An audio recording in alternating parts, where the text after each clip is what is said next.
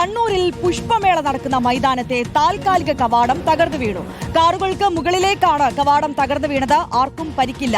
അഭിജിത്ത് മുഴക്കുന്ന വിശദാംശങ്ങൾ നൽകും. അഭിജിത്ത്, ഈ കവാടത്തിന്റെ ബലക്ഷയമാണോ ഇത്തരത്തിൽ തകർന്നു വീഴാൻ ഇടയാക്കിയത്? ആ കവാടം അവിടെ ഉണ്ടാക്കുന്നതിൽ വന്ന ചില പാകപ്പിഴവ്, അതാണ് ഇങ്ങനെ ഒരു അപകടത്തിലേക്ക് നയിച്ചത് എന്നാണ് നമ്മൾ മനസ്സിലാക്കുന്നത്. കണ്ണൂരിലെ പോലീസ് മൈതാനിയിലാണ് ഇന്ന് പുഷ്പമേള വൈകിട്ടോടുകൂടിയാണ് ഉദ്ഘാടന ചടങ്ങുകൾ ഉണ്ടായിരുന്നത്. അതിന്റെ ഭാഗമായി താൽക്കാലിക കവാടം ഉണ്ടാക്കുകയായിരുന്നു തൊഴിലാളികൾ. അതിനിടയിൽ അത് തകർന്ന് താഴേക്ക് പതിക്കുകയായിരുന്നു. അവിടെ കുറെ കാറുകൾ നിർത്തിയിട്ടിരുന്നു.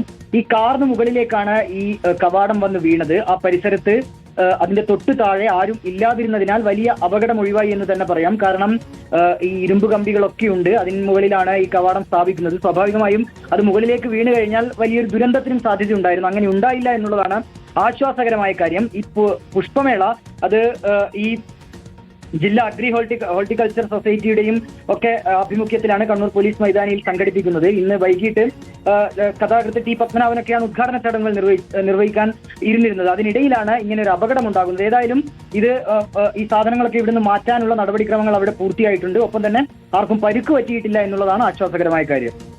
അഭിജിത്ത് മുഴക്കുന്നാണ് വിശദാംശങ്ങൾ നൽകിയത്. എന്തായാലും ആ അപകടം നടക്കുന്ന സമയത്ത് അവിടെ ആളുകൾ ഉണ്ടാകാതിരുന്നത് ഭാഗ്യമെന്ന് മാത്രം പറയാം.